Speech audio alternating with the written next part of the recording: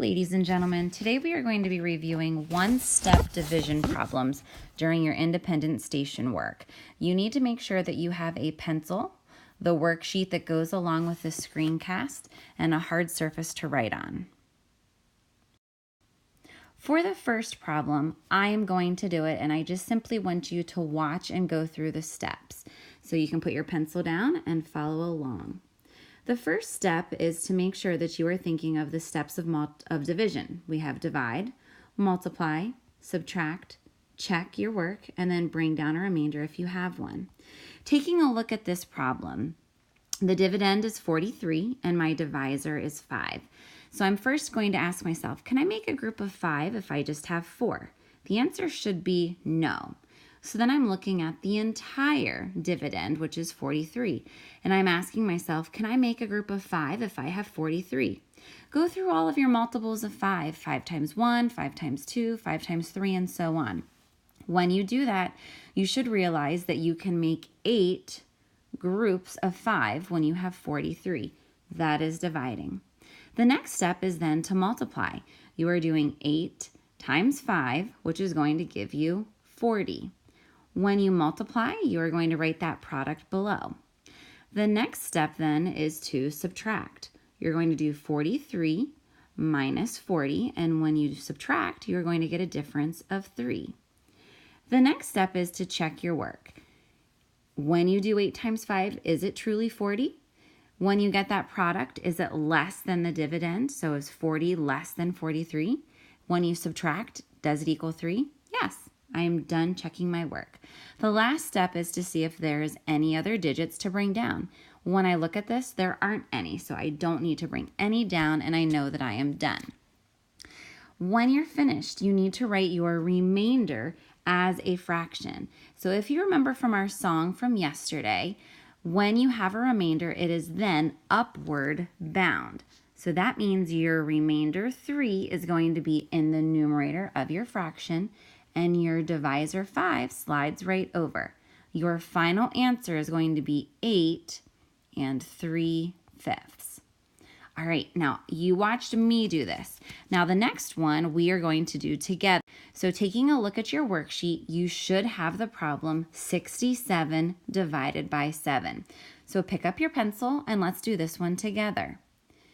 First of all, you want to ask yourself, can you make a group of 7 with 6? Your answer is no, so you put a little X there.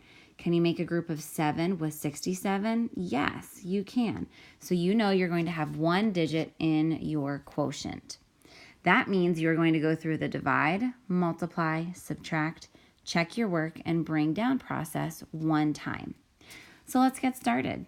How many groups of 7 can I make with 67?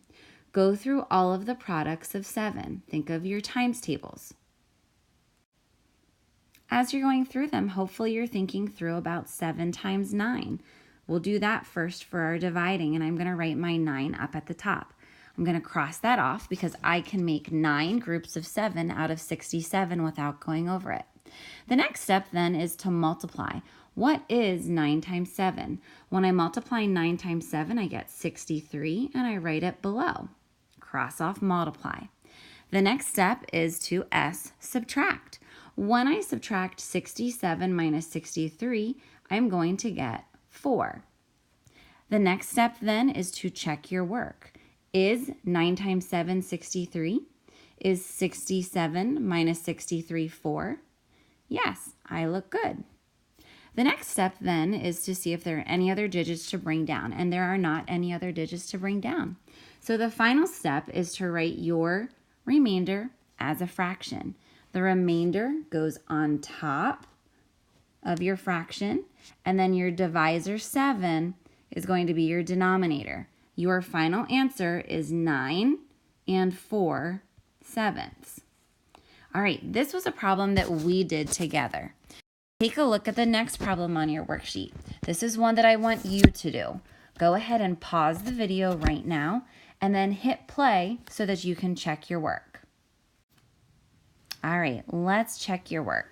Hopefully you wrote down the steps of division: divide, multiply, subtract, check your work, bring down.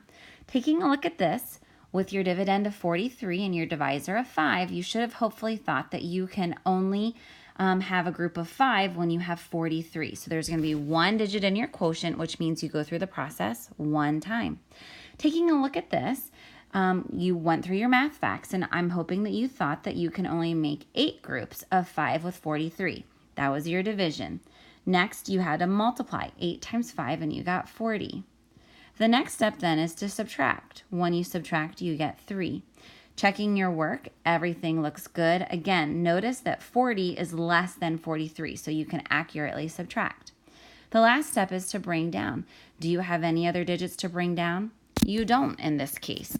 Your final answer should be written as 8 for your whole, and then 3/5 would be the mixed number. All right, let's take a look at the last problem. Go ahead and solve on your paper 79 divided by 8. Pause the video and then hit play so that you can check your answer. All right, go ahead and let's check your answers. Taking a look at this problem, hopefully you wrote down the steps of divide, multiply, subtract, check your work, and bring down. When you looked at the problem, 79 divided by 8, hopefully you thought that you cannot make a group of 8 when you have 7, but when you have 79, you can make a group of 8. Going through the process, the first step is to divide. You thought that you can make 9 groups of 8 when you are dividing. So after I have that division done, now the next step is to multiply. When you do 9 times 8, you're going to be getting 72. Write that down below. The next step then is to subtract. Go ahead and do 9 minus 2, and when you have that done, you have 7. Next step is to check your work. Everything looks good.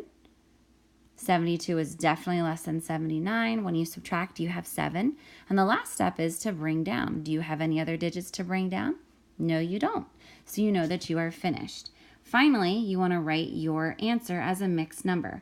I have the whole number 9, and then my remainder is going to be written as a fraction, so I'm going to have my 7/8.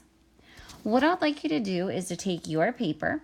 I want you to put it in the math bin. Make sure you have your name on it so I can be checking your work. Thank you.